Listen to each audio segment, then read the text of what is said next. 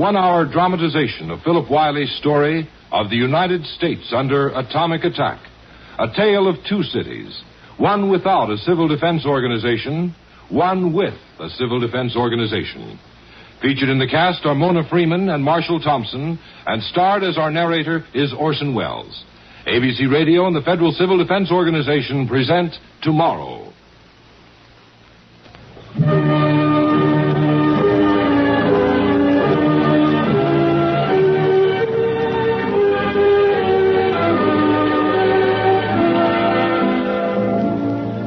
This is Orson Welles. Boast not thyself of tomorrow, for thou knowest not what a day might bring forth. The Federal Civil Defense Administration is proud to present Orson Welles, Mona Freeman, and Marshall Thompson, starring in Tomorrow, a full one-hour radio drama transcribed about the shape of things that could come to America. From the book by the distinguished American novelist Philip Wiley, adapted for radio by Milton Geiger and directed by William Carn. Now, Orson Welles as your narrator, Mona Freeman as Lenore Bailey, and Marshall Thompson as Lieutenant Chuck Connor in Tomorrow.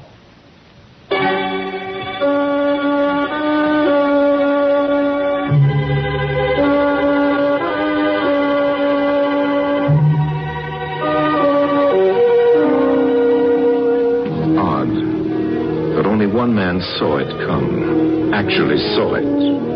Coley Borden saw it. He stood watching it cannonade down the twilight sky to target zero and to end an entire era in human history. There's no memorial over Coley Borden's last resting place. His grave is our atmosphere, where in one split instant his molecules joined the envelope of gases that surround the Earth. Perhaps this record of the event written on the air, his molecules now inhabit, shall be his epitaph. So be it. Ave Coley Borden. Hail and amen.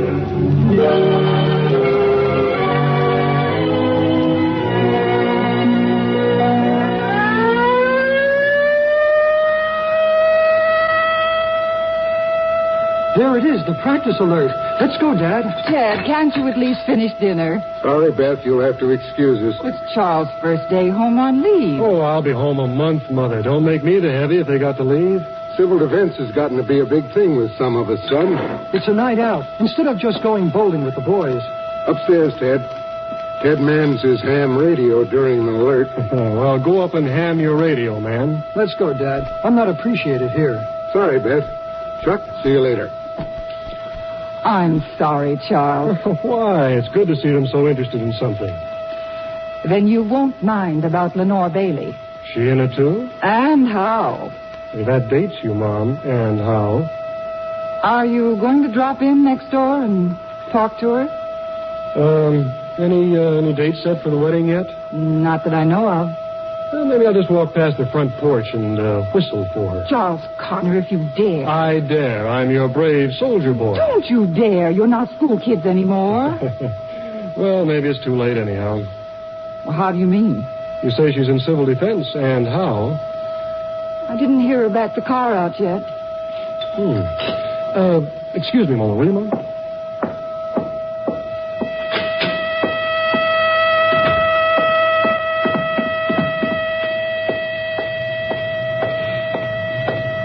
Hey, learn to back up.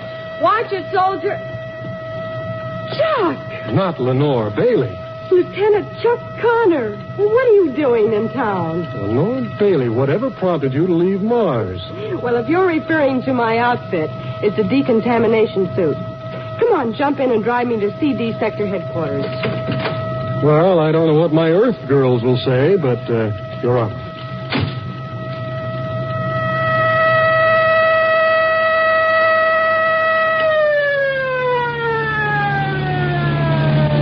Anybody else in that decontamination suit would look unbecoming, but on you it looks awful. Well, thank you. Now, tell me about you. Oh, desk job, intelligence officer. Thanks to your degree in architecture? Tell me about you and Kit Sloan. Well, I guess your mother wrote you we were engaged. Somewhat to my mild surprise. Wow. Well, you knew I always liked Kit. Well, we dated even when I was dancing around with you. Yeah, I just never thought that Kit Sloan would ever get interested in anyone but himself. Oh, that's not fair, Chuck. Of course, your being officially the most beautiful girl in the sister cities might have just appealed to his ego. Well, we won't talk about it anymore. I'm a little surprised, that's all. So was I, remember? And, are you happy inside of that radiation suit? Oh, very much. I majored in science, you know, before I quit college. That's not what you meant, though. Lenore Bailey, girl Geigerman. You know what I meant. Oh, here's the high school. Sector headquarters.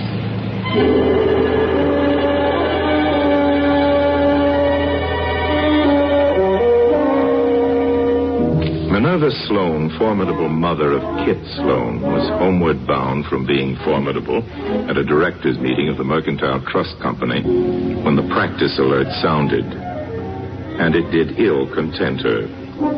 On downtown Central Avenue, traffic was stopped solid, 6 cars abreast. Cars had stopped, doors had popped open, and people had scurried obediently to the vaulted entries of great skyscrapers and other shelter areas, all except Minerva Sloan. She sat furiously in her limousine, being formidable. Willett, get us out of this jam at once. I'm afraid I can't, Mrs. Sloan. Then find me a telephone. You're not supposed to use the phone during an alert, ma'am. Are you in league with these doddering adult infants at play? No, ma'am, Mrs. Sloan. Then find a place for the telephone.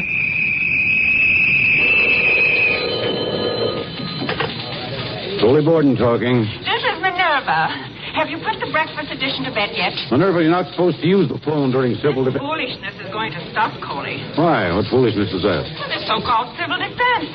You're to kill the whole thing beginning right now. Minerva, it's been the transcript's policy to back up civil defense in Green Prairie. If you want to spank it, why not do it across the river, since River City doesn't have civil defense anyway? Minerva? I'm here, but I'll be there. Don't leave. Minerva.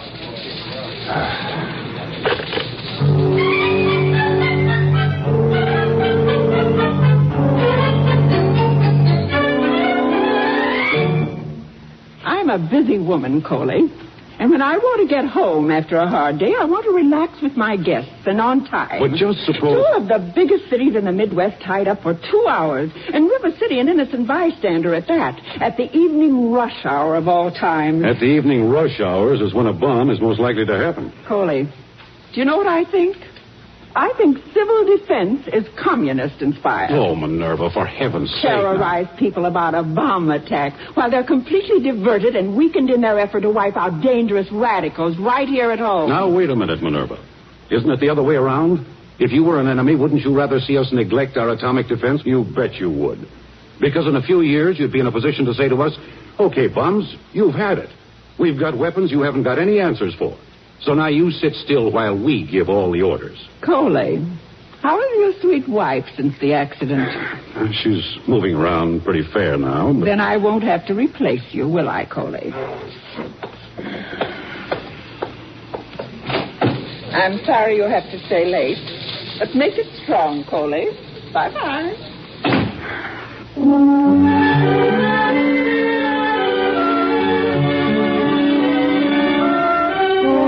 16 hurt in CD alert, the breakfast banner lines yammered. Sister cities paralyzed. Outrageous and unnecessary, say River City Solons. Air raid sirens sending thousands cowering into shelters keynoted at 6 p.m. yesterday.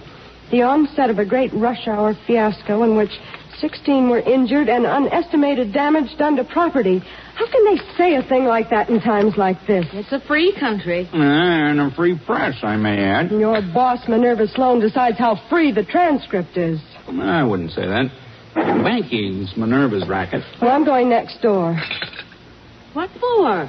Well, Henry Connor went to college with Coley Borden. Maybe he can talk to Mr. Borden about civil defense. Won't do a bit of good, baby. I'd rather you didn't see Chuck Connor, Lenore. Oh, don't worry about Chuck, Mother. He understands about me and Kit. Well, he's got to admit Kid Sloan's one... Don't start anything now, Bruce. He's not starting anything, Mother. What do you mean, don't start anything? What are you getting worked up about? Look, I'm marrying Kit Sloan because I want to. Now get that perfectly straight. And not to bail the Bailey family out of any difficulties it's in. So there's nothing that Father can say that will change my mind about Kit. He can't start anything. I'm going next door to talk to Mr. Connor. You, shouldn't have told her about me, Netta. All I said to Lenore was that marrying Kit Sloan would help out her old man an awful lot. Did you say anything about the bank at all? No, I told you. I said you were in a little financial difficulty. A little. $5,000, that's all. Oh, how did I know old John Jessup would be back to his deposit box before the first of the year? If Minerva hadn't made up the shortage, you know where I'd be, don't you? I know where you'd be if Minerva's boy wasn't marrying Lenore. So don't start anything with Lenore. It's a dirty trick on her. She's making the best match in Green Prairie. You heard her. She loves Kit. She wants to marry him. She isn't doing it for you at all. Dirty, lousy, low-down trick. You can say that. After all the trouble me and Minerva went to settle this thing. Minerva and you. Her folks owned the railroad that you were the wrong side of the tracks from. Now all of a sudden, pals. Bruce Bailey, I believe you're drunk at breakfast. So?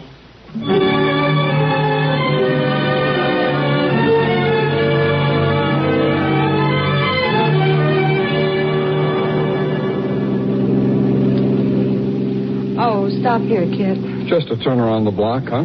I'm expected at the meeting, Kit. I'll be late. Oh, look, I hardly get to talk to my fiancé. Why do you have to go to this meeting? Ask your mother. It's a protest meeting over the story in the transcript this morning. I'll be rough on Mother. She likes you. Why? She admires a fighter. Thinks you'll be wonderful for me. I'm 33, you know. I'm getting on. I never told you the catechism she put me through when I said I was interested in you. Oh? Grandparents long lived, how many children, state number of male heirs, how many living, etc., etc. All Mother's determined to keep the Sloan line alive. Does she reckon on the even chance it'd be a girl? She reckons on your persistence. I'm not sure I like that. Well, I'm not always sure you like me.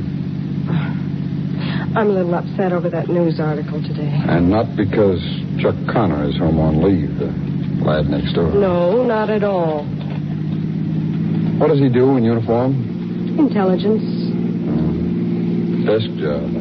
He was too young for service in the war. Perhaps he'd have won a pound of medals just like you. Do I talk about it? Oh, I'm sorry, kid. Forgive me. Sure. See you for dinner tomorrow night? 6 o'clock. Okay, it's a deal. Oh, stop here, kid. This is it.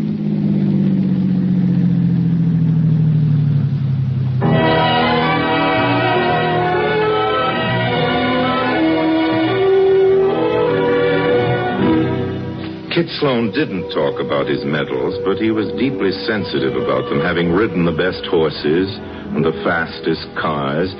He had felt an affinity for the Air Force during the war, but when the first Nazi bullets began to shred the delicate tissues of his fighter plane, he dived clear, leaving two wingmates exposed to a fate which both soon met heroically, and leaving no one to expose his cowardice. Happily for him, his group was assigned to the interception of buzz bombs. Buzz bombs were dangerous, but they didn't shoot back at a man with personal malice. If you had the correct reflexes, as Kit Sloan did, you survived. Kit became quite a hero, in fact, to everybody but Kit Sloan, who knew the truth.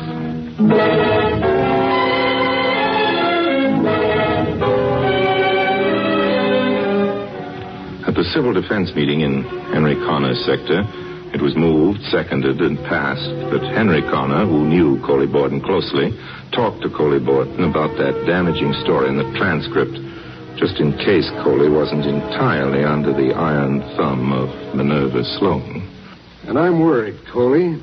No turnout at all at the protest meeting. People are quitting civil defense. I'm sorry it disturbs you, Hank. It disturbed me because I begin to doubt myself and what I'm doing. I wonder, are we wrong?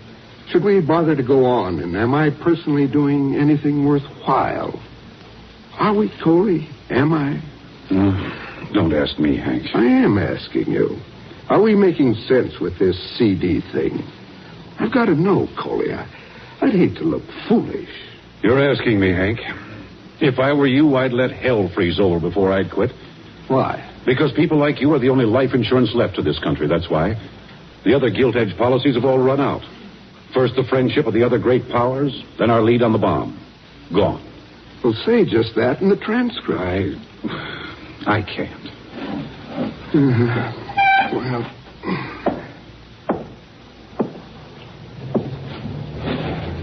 Nice view of the cities from this window, Coley. Terrific skyline. Big, blustering, beetling, beautiful. You've been reading Carl Sandburg. All I can do is just look and think of how better men than I am built all that out of the prairie. It kind of makes a small lump in my throat. But I suppose that's me. Nothing the matter with you, Henry. I'd sure hate to think that White Plains and Kings Mountain and Valley Forge were a waste of those early people's valuable time and blood. Sure hate to think Gettysburg and Shiloh and Cold Harbor happened just so some bum with an airborne hot rod and a gift of grab could take what Americans fell dead to give us. I think those game fellows in knee pants who signed the paper July 4th, 1776 didn't risk stretching their necks just so we'd blow it because a traffic jam inconvenienced somebody. Why don't you go home, Hank? Sure, Colby.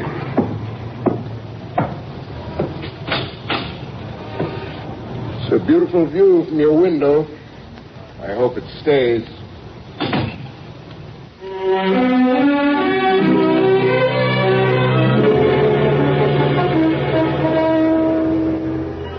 It was a magnificent view from Coley's window. From where he stood, Coley could see to the Atlantic seaboard in the year of our Lord, 1620. He could see himself as a small, starry-eyed kid chanting in school assembly that the breaking waves dashed high on the stern rock-bound coast. Yeah, landing of the Pilgrim. And all the stupendous pageant from ocean to ocean thereafter. Once, his thoughts were scattered but urgent and piercing. Once, as a young man, he'd reached through the iron pickets and plucked a violet from Jefferson's grave. It was in college. Henry'd been along. He'd remember it. Coley had told Hank. I like to think that the molecules of fragrance from this violet are mixing right in with the molecules of the breath Jefferson drew, or Lincoln. They're all around us, you know, molecules that people breathe from the start of time. Or that Yankee Doodle breathed, or Johnny Reb, or Billy Yank, or, more lately, G.I. Joe once breathed. Hank's right. The view changed.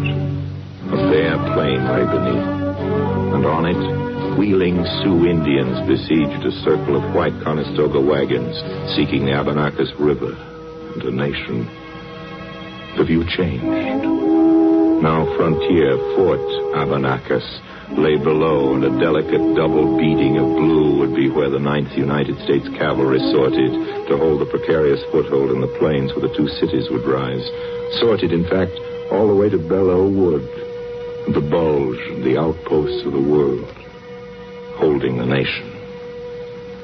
With some view. Coley Borden went back to his desk and sat down. Pretty soon, he began typing.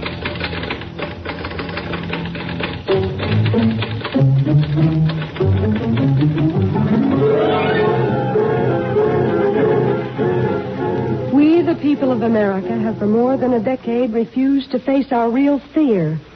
We know the world could end. Several nations have perfected instruments which make that ultimate doom more likely. Drink your orange juice, Lenore.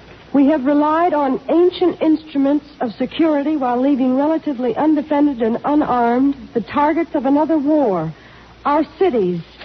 Oh, this is great. This is absolutely stunning. Farmers dig cyclone cellars and rod their barns and ground their aerials against the wild wind and the lightning. We set up levees against floods, engines against fire, police against crime. What of the peril of world's end? Honey, your orange juice. We face the age of radioactivity, the blast of neutrons.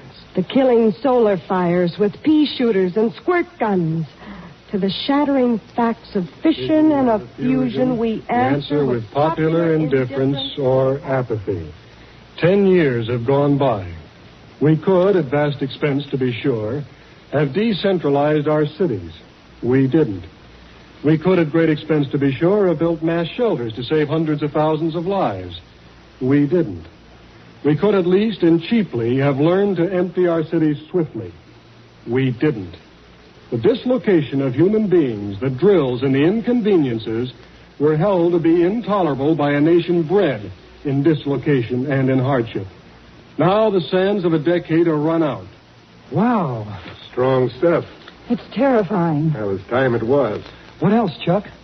Now we cannot challenge a powerful and ruthless enemy without venturing world's end. Quite possibly our death notice is written.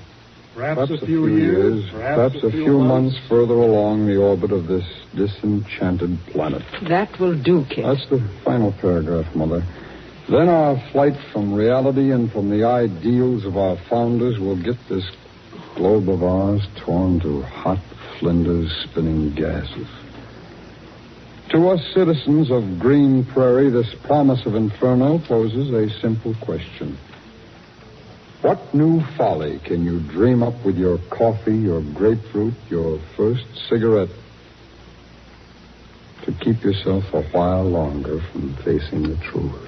Some powerful writing there. Oh, boy, I tell you, the CBA sure got it. Finish your coffee, dear, then hand me the telephone.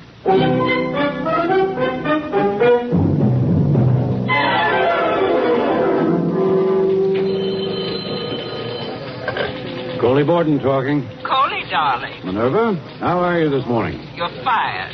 Minerva! Hello!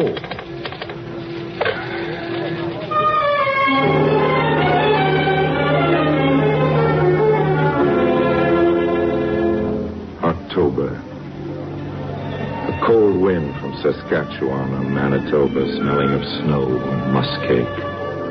Chuck Connor's leave was open. He drove with Lenore into the moonlight.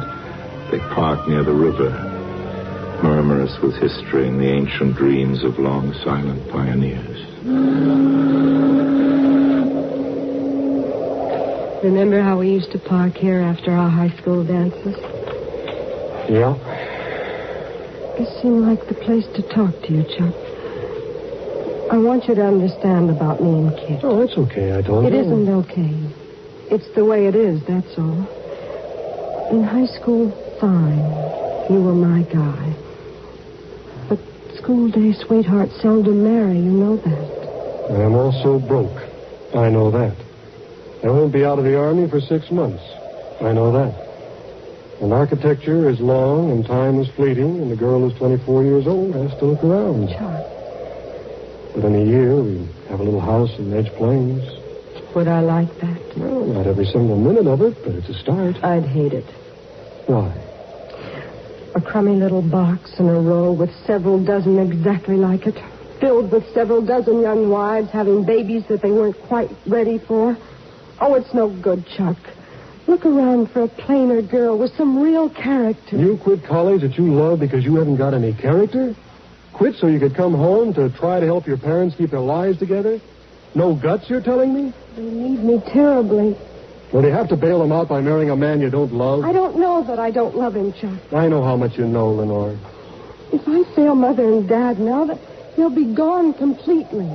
Drinking too much, fighting and insulting each other wretchedly, and insulting the life they gave me. I can't stand that, Chuck. It's sordid, yes. But maybe I can save something out of it for them. I don't know, Chuck. I'm their only chance. You and Kit Sloan. Why do we have to live and compromise all of our lives? For God, for country, and for Yale, I guess. Oh, Chuck, please don't talk like that. Shine on, harvest moon. Chuck, I might not see you again for... Would you like to kiss me goodbye? I'd be scared to. Yes. All right, take me home.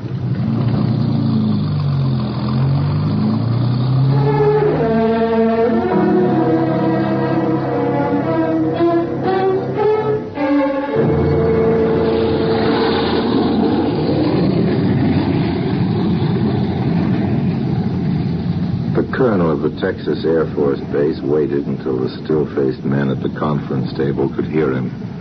Assistant Intelligence Officer Charles Connor was at the table in the absence of Major Pryor. As you all know, contrails have been spotted for years over Alaska and Canada. We've known for a long time that the enemy has reconnoitered our northern defense perimeter. Lately, photographic evidence places them over the United States. Have there been any contacts, sir? None of our interceptors has ever gotten up fast enough for a good look. I have in this briefcase, gentlemen, secret orders for a new friend or foe recognition pattern. Using that, we're to keep our eyes open, photograph everything we see, and when and if you can overtake it, fire on it.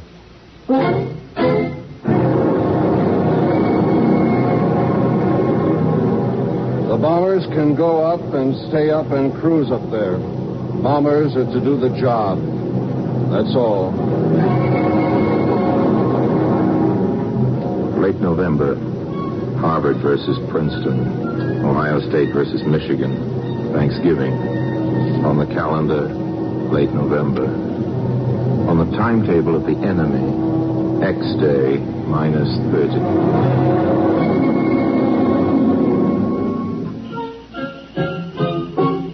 It was a beautiful, a priceless morning. Chuck was home again, home for Christmas.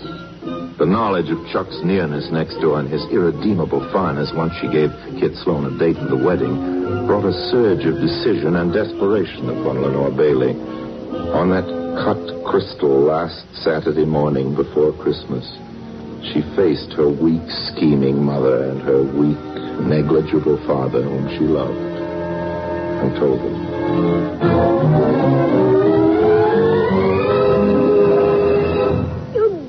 What you're saying. I do know. I can't help it. No. Now, don't sit there wringing your hands, Bruce. Listen to her once. I heard her. It's her life, Netta. It's all our lives. Don't give me that droopy talk. You're going to marry Kit Sloan, Lenore, and that's it. I can't marry someone I don't love. Do you know what you're saying? I mean, do you know what it means to your father? I don't know. I think so. I don't know, but... There isn't any but, Lenore. Your father gambled away $5,000 at the track and tried to make it up at the bank, and Minerva Sloan caught on. Oh, no. These gamblers were threatening him, and they'd have killed him if he didn't pay up. Oh, I don't think they'd have gone that far, Netta. What do you mean you don't think they... You lifted Jessup's bonds, didn't you? Oh, sure, but I don't think... Then why did you need $5,000 to Hart if you didn't think they'd... What kind of a line was it, then, you were handing me? What line? Are you insinuating... I don't know. You tell me. Stop it! Stop it! Leave him alone. Let it go, can't you? Let it drop as just plain, simple, clean, old grand theft. Keep it clean, shall we? Look, Lenore, I know Minerva Sloan now. Minerva feels even an unsuccessful marriage would be good for Kit, if you know what I mean. Get him on his way. Get him started on his responsibilities. Then, if it isn't working out, break it up. For years, Minerva's been hoping and praying Kit would get interested in someone to marry him, and you were it. Maybe you don't understand, Mother. $5,000. Otherwise, it's 5 years for your dad. More. All right. I set the date. Nobody else. When I'm ready and not before. Is that clear?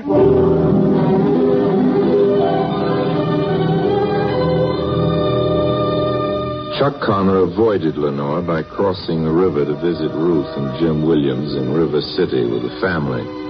Ruth was Beth's sister, surprised in middle life with a new baby, which, plus the season, occasioned the visit. Ruth, wise with surprised motherhood, had solemn theories about matters now.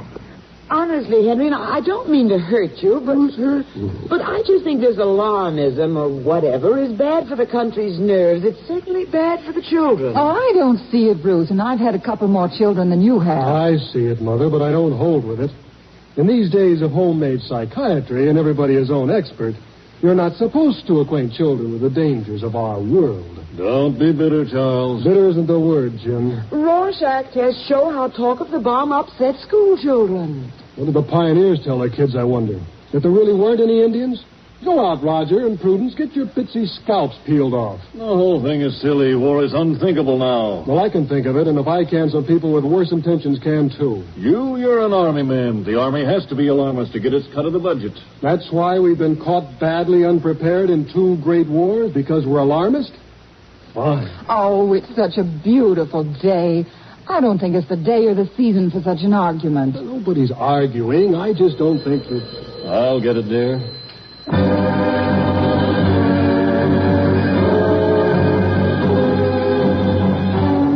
It was for Henry. He took it in the bedroom. Hello? Henry, where the devil you been? I've been here. You found me, didn't you? I've been trying for a half hour. This is CD headquarters. There's a condition yellow. What? You heard me. I've got to break off. Report at once to sector headquarters with full equipment. Well, is it real? I'll say it's real. Get with it, fella. Chuck? Yeah, Dad? Can I see you in here a minute? Yeah, come in. Dad, you're white. That was headquarters, son. There's a condition yellow. Condition yellow? Do you believe it? Boy, you've got to believe it. Where's Ted? Outside tinkering with Jim's car. We'll pick him up on the way out. We'll tell the others it's a practice alert. Try and look natural now, will you? They waded waist-high through protest and ridicule to get outside, collect Ted, and get into the car. Then they stepped on it. Chuck dropped Ted at home to man the ham radio and left his dad at headquarters and went on to Hink Field, outside of town, to report for duty. Well, people, maybe Minerva Sloan's transcript didn't murder civil defense in Green Prairie after all. It's a fine turnout. Give Coley Borden some credit. Well, it's a fine turnout and a good thing, too, because this is definitely it. The Northern Defense Perimeter reports a large flight of long-range bombers somewhere over Canada at 600 miles per hour or better. Figure it out for yourselves. And thank God we're only a Class 2 target area. Man your post. Get cracking.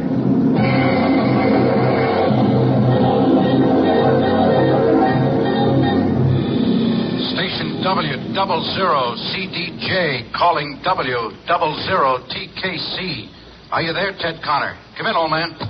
Connor here, W00TKC. Come in, W00CDJ. Over. Pittsburgh and Detroit have been hit. New York and San Francisco don't answer. Inform your sectors. This is it. Stand by, W00CDJ. I have a call. Hello? What do you hear, son? I've got headquarters. Pittsburgh and Detroit are gone. New York and San Francisco don't answer. Good God. Is Mother home yet? I don't think so. Report to HQ. My sector is about 45% mustered. Doctors and surgeons are being the worst. We hope they're following the plan and leaving town, but we're not hearing about it. You got it? Got it. Why don't they let go with the sirens? Well, that'd be condition red. Enemy planes actually headed for us. This is a yellow. W00TKC. Reporting in sector, Warden Henry Connor. 45% of all available personnel mustered.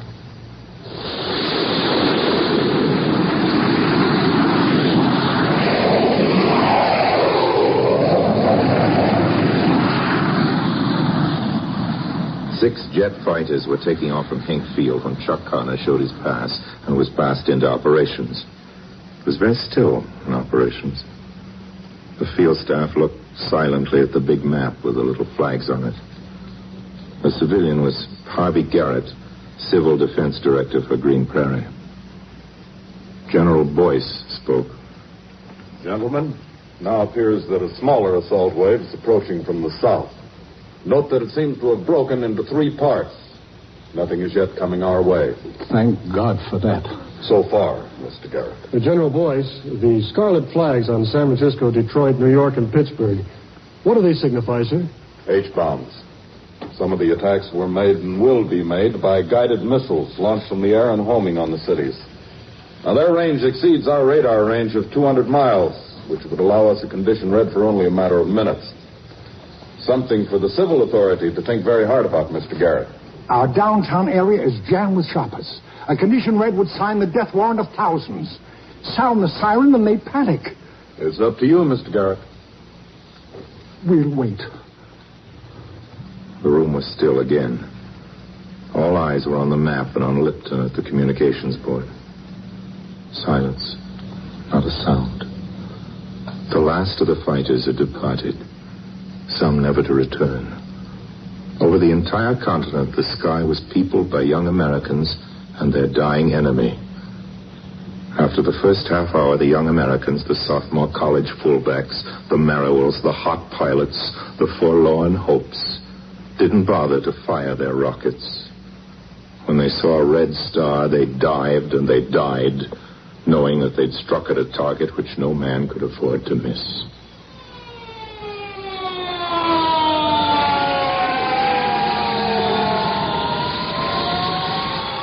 An entire fire company ground and tore and ricocheted south, heading out of town to be intact and available if Holocaust arrived from the sky, following the doctors and nurses out of town to safety and to be in reserve. Netta Bailey found it disturbing. Additionally disturbing, on top of having Lenore back from the beauty shop, where headquarters had finally reached her with a cryptic message about yellow goods, which had sent her flying home. Lenore, you're doing this to annoy me, I know. Sure, Mother. But keep the radio on, that's all. You're not going to cut a party and break a date with Kit Sloan for any fool alert. Well, I am as soon as I get the suit zipped. Oh, that idiotic, ugly radiation suit. And that silly box.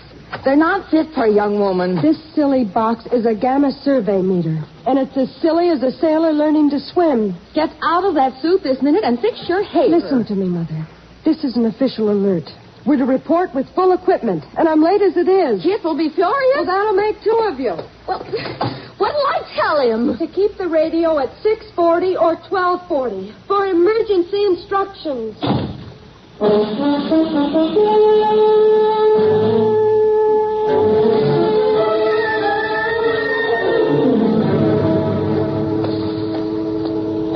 Good morning, Mr. Bailey. Good morning, Minerva. What's the matter with everybody? All the tellers look bilious. Is this a bank or a clinic? And there's a yellow alert. The most terrific rumors. Enemy planes everywhere. Big cities not answering calls.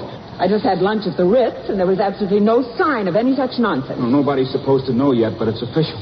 Preposterous. Oh, well, look at TV. They go through the motions, but nobody looks natural. They know, I bet. Just look at the TV. I will. She did. Automata simpered at her from the screen. A premonition of horror seized her. They do look odd. Oh, silly, I'm going home. I'll telephone you. She can drop dead. I'm going home. I'm the head of a family. Coley Borden, former managing editor of the Transcript, presently unemployed, took the elevator to his old offices in the Sloan Building. He had a small Christmas gift for his former secretary. The smell and the sounds were fondly remembered. But there did seem to be something wrong with everybody. Where Chuck Connor stood by, in operations at Hank Field, Lipton at the communications panel handed up a note to General Boyce. Gentlemen, 3 planes, 4-engine turboprop bombers now diverted from main wing. Green Prairie, River City, probable destination. Approach in sector 209. And the enemy bomber carrier is probably equipped to launch medium-range missile. We're in for it, sir? Mr. Garrett, you're the Director of Civil Defense in Green Prairie. Condition red. May God have pity on them.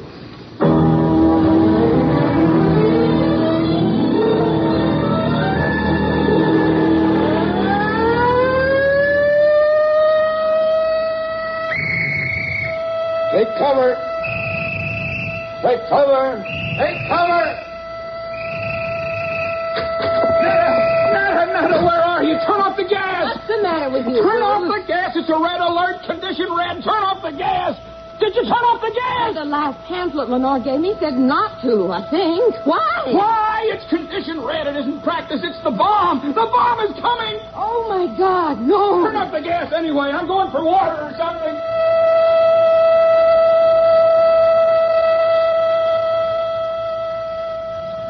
River City, where there wasn't any civil defense, Jim and Ruth Williams barely heard the sirens from across the river. Where there was civil defense. What do you think, Jim? Well, what about? There wasn't anything in the paper about a practice alert. You see anything? Turn on the radio, huh? Well, let's see, 6:40 or 12:40, wasn't it? Maybe I should get the baby. I know she's sleeping, but Chuck seems so sold on the possibility. Chuck, he's Army, dear. They've got to be sold. And I repeat, this is Conrad. This is not a practice, not a drill. The condition of confidential alert. There it was. Incredible and shattering. Conrad, the emergency broadcasting system, with the authenticity of an organized nightmare, was saying evenly that the atom was on the way, homing on Green Prairie and River City. Dear Father in heaven. And what would the founding fathers say? What, O Lord, against the fury of the sun and the cosmic technology of the ruthless and the despot, availeth us the Kentucky rifle, the musket? What availeth that declaration which we fashioned on July 4th, 1776 in Congress assembled? What availeth it the sword against the lightning? Baby. Baby! I don't believe it.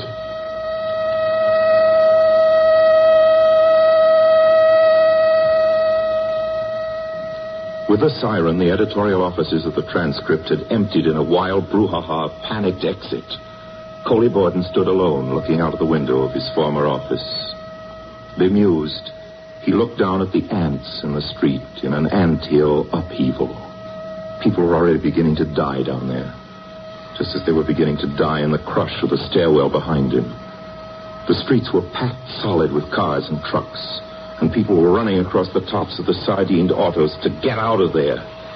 He saw a tiny purple doll of a young woman fall, and 100 people instantly using her body as a step to the tops of the cars. Here and there, a round scarlet blob was a department store Santa Claus, clawing for his life.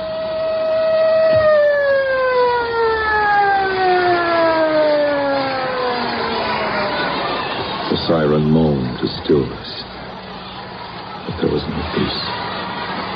From the street came a continuous shriek of thousands of men, women, children, slowly dying, slowly being broken to bits. The fused, clotting outcries of many agonies rising as one hideous cry. Coley Borden closed his eyes. It was no good closing his ears. He opened his eyes again and saw it.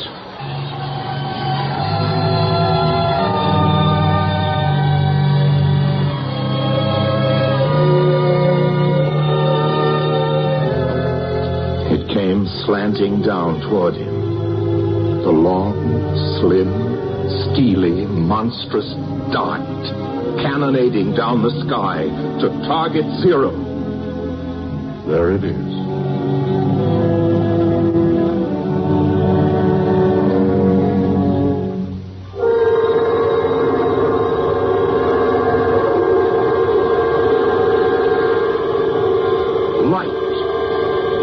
Unimaginable blaze filling the sky.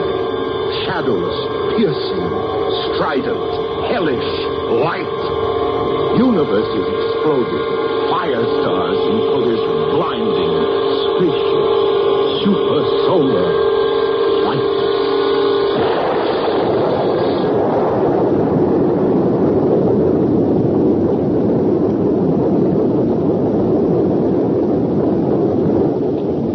Borden vanished. A gas, an incandescence, with a universal incandescence that melted the skyscrapers, dissolved their steel bones, plummeted their stone carcasses into the buckling streets. Miraculously emptied now of its frenzied crowds. Beyond the land was in convulsion, surging with heat and twisting avalanches of blast. At zero was zero. Nothing. A flat, blinding desert of incandescence. Over it, glowing a toxic lavender and orange, the fireball raced upward, up over the ghosts of the Cheyennes and the Sioux and the 9th United States Cavalry, and ancient struggle, the buffalo and the hungerers, and the long, long lines of covered wagons seeking a nation.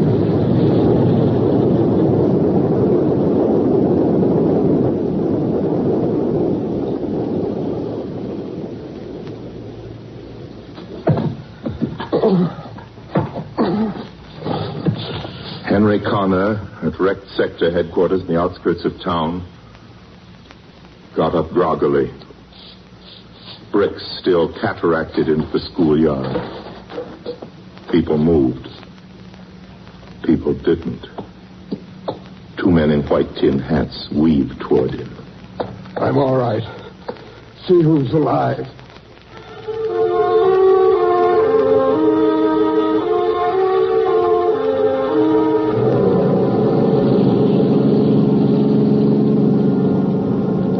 First hint of danger, Kit Sloan had circumspectly tooled his sports car into the country and opened her up. The city was far behind him when the light seared the sky. He didn't know that Minerva, his goddess mother, lay with both legs broken and that she was being wheeled to an aid station in a cement-crusted wheelbarrow.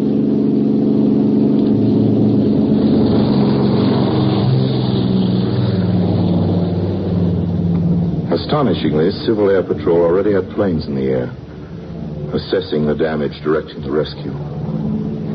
Astonishingly, things lived, thought, acted.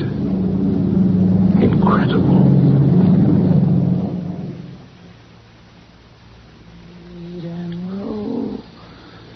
Sweet and low, wind of the western sea. The blast wave had caught Ruth Williams at a window. She was almost unhurt. The new baby caught a pound of glass in its back and was a tatter in Ruth's arms. Jim was out looking aimlessly for a doctor and soaking up radiation that would make Ruth a quietly crazed widow in 2 weeks.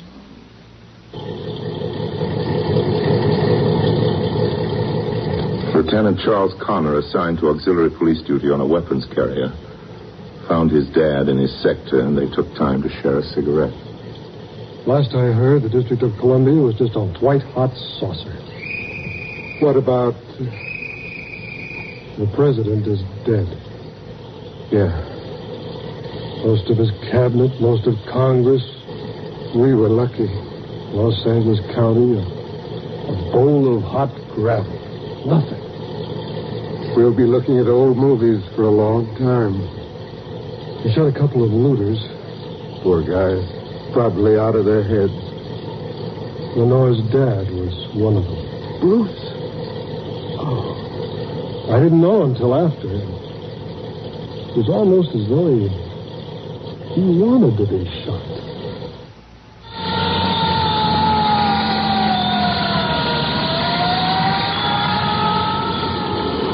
A hurricane draft whooped and galloped through the shambles, tearing apart tottering houses, knocking over the weak and injured, thundering toward the firestorm raging in the center of town.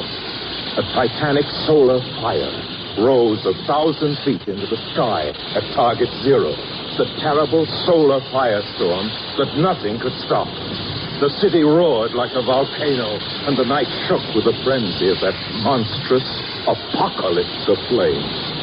It was this fire, sucking in cubic miles of air every second to feed it, that drew that wild gale galloping and whooping through the desolate city for its rendezvous with the universal combustion.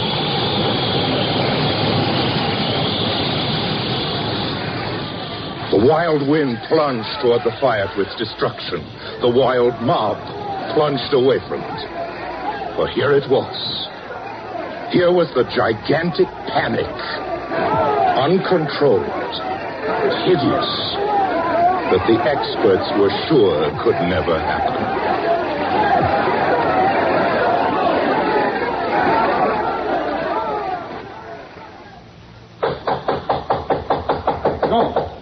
answer us. They're wild.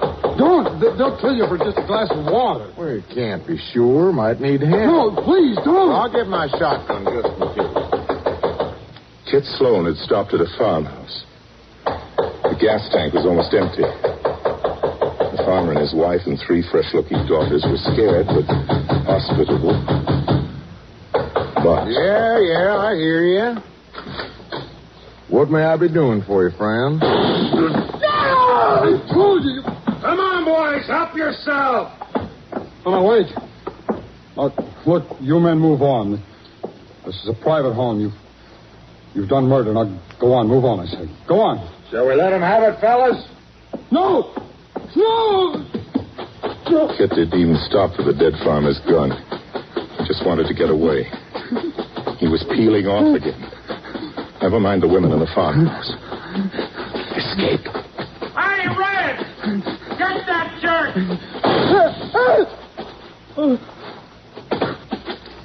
Flame had squirted once from a truck parked darkly on the highway.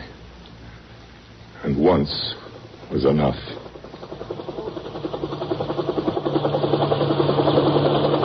Overhead, a helicopter windmilled toward the shambles. Under the civil defense crash plan, food was being flown in. Parachuted down and more coming. Every trained person who could help was pouring into the sister cities. Food, medical supplies, men, wax, and even waves. Communications and signal people, doctors, nurses.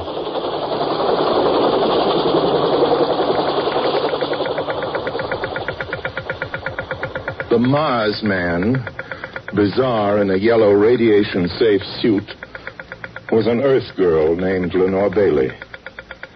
Weighted down with instruments that clicked or that waved, needled wildly, she moved in ahead of men who were cautious only because they wanted to live long enough to find their friends and neighbors, dead or alive.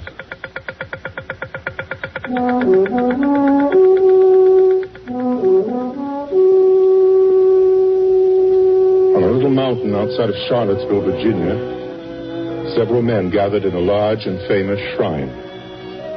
It belonged to a former president. The house was Monticello, on Thomas Jefferson's beloved Little Mountain. The new president, who had just taken his oath, spoke solemnly to the remnants, his cabinet, of the Congress of the United States. Gentlemen, 3 possibilities face us. The first is surrender. Second, we can continue our assault on the enemy. I assure you he is suffering severely. In time, our effort may be as effective as his own. Meanwhile, his assaults will continue. In the end, civilization itself may be ended. There is a third alternative. For years, a United States fleet submarine has been in readiness, converted to the most immense thermonuclear bomb ever assembled. She is at this moment lying submerged in the North Sea awaiting orders.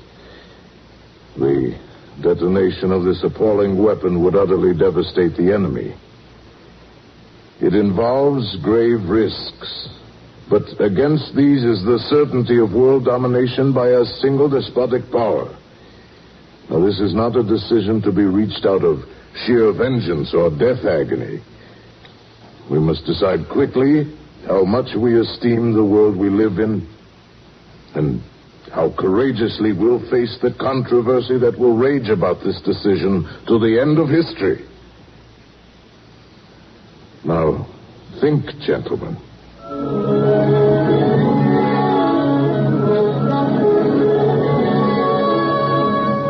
They could have seen it from the planets. If there were eyes on Mars, they could have seen it without aid. In a split second, the Gulf of Finland evaporated. The dust and the debris of the enemy was flung to the Urals and beyond.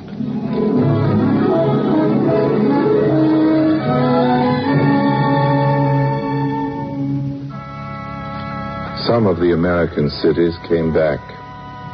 Green Prairie came back. Some, like River City, were abandoned scar tissue on the land, speechless monuments to improvidence. They say half of the dead might have lived. They say half of the terribly maimed and burned might have been unscathed. They were told. They didn't listen. Sleep, my pretty one. Ruth Williams still believes that it is that perfect gem quality Saturday morning before Christmas. That the baby is in her arms. And that Jim has just stepped out for a few cans of cold beer. And will presently be back. Tad is thinking of entering medical school. Wonder should he get married, though. Lenore already is married. Mrs. Charles Connor faces the aftermath of Armageddon, like the women who came to the River Abernakis in covered wagons. Dr. Lister says that a quarter of the babies by raid mothers don't quite make the grade. I'm afraid I caught some of the irradiation, Chuck. Yeah.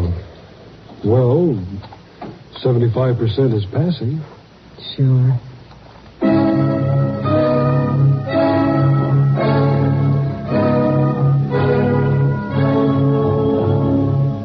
What, O Lord, against the fury of the sun and the cosmic technology of the ruthless and the despot, availeth us the Kentucky rifle, the musket, and the naked faith and valor of our forefathers? What availeth that declaration which we fashioned for freedom in July 1776, at our lives' jeopardy? What availeth it these sacrifices and the sword of yesterday against the lightning of tomorrow?